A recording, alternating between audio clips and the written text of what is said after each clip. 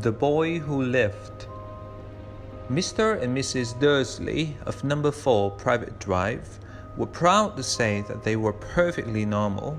Thank you very much.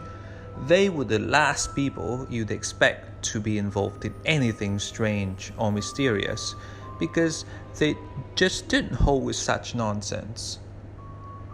Mr. Dursley was the director of a firm called Grunnings, which made drills. He was a very big, beefy man with hardly any neck, although he did have a very large moustache. Mrs. Dursley was thin and blonde and had nearly twice the usual amount of neck, which came in very useful as she spent so much of her time craning over garden fences, spying on the neighbors. The Dursley had a small son called Dudley, and in their opinion, there was no finer boy anywhere.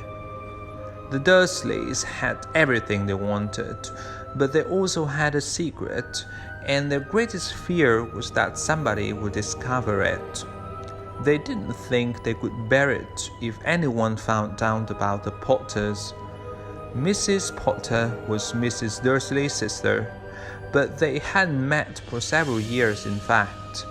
Mrs. Dursley pretended she didn't have a sister, because her sister and her good-for-nothing husband were as un-Dursleyish as it was possible to be. The Dursleys shuddered to think what the neighbors would say if the Potters arrived in the street. The Dursleys knew that the Potters had a small son too, but they had never even seen him. The boy was another good reason for keeping the Potters away.